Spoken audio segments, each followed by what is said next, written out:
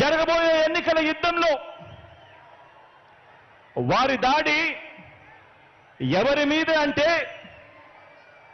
మన సంక్షేమం మీద, మనం చేస్తున్న ప్రతి ఇంటికి మనం చేస్తా ఉన్న మంచి మీద, అభివృద్ధి మీద.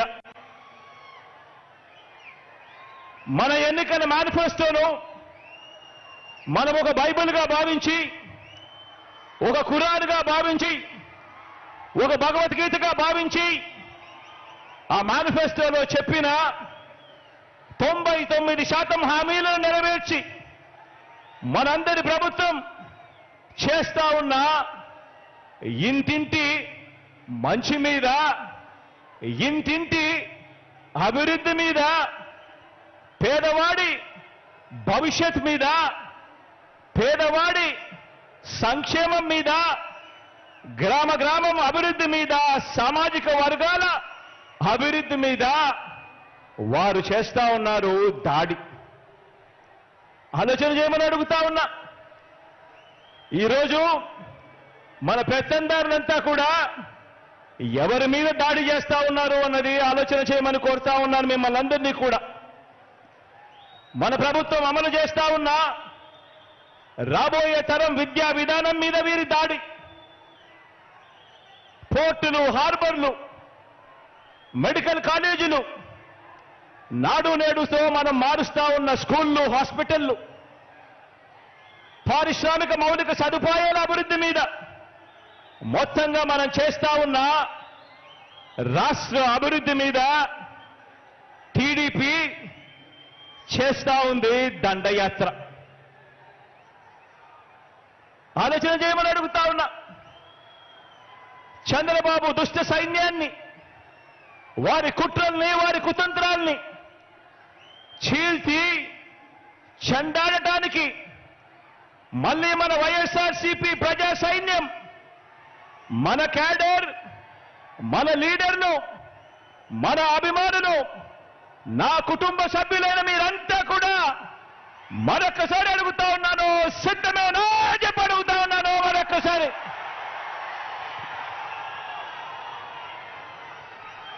మనకు ప్రతిపక్షానికి మధ్య ఉన్న తేడాను, ప్రతి కుటుంబానికి మనం చేసిన మంచిని వివరించేందుకు ఈరోజు ఈ గోదారమ్మ సీమలో ఈరోజు ఇక్కడ నిలబడి ఉన్న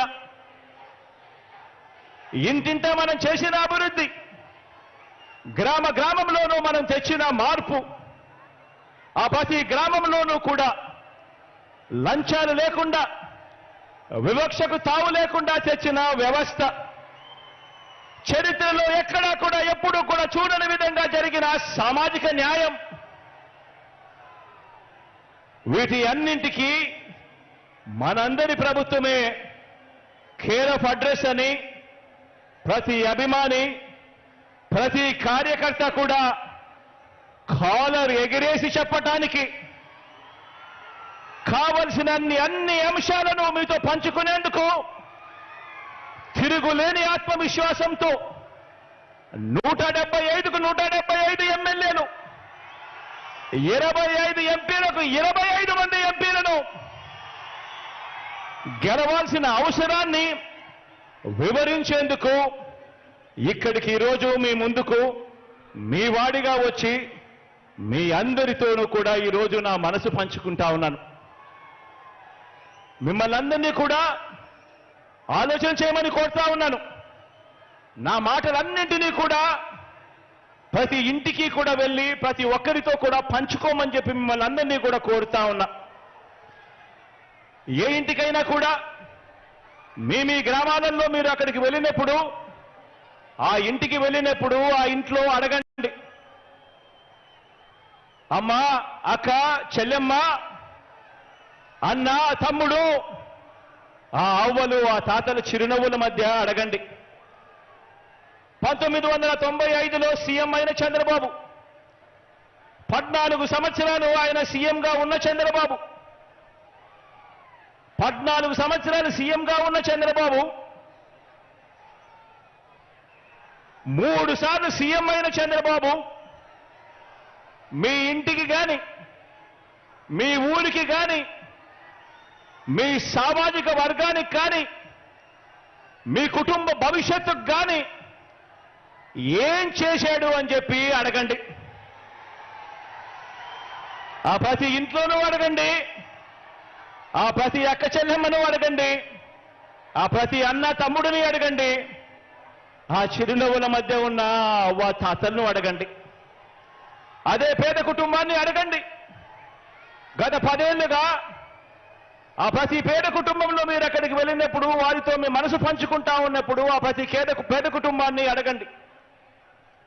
గత 10 ఏళ్లుగా, గత 10 సంవత్సరాలుగా వారి బ్యాంక్ అకౌంట్ వివరాలను వారినే చూడమని చెప్పి అడగండి.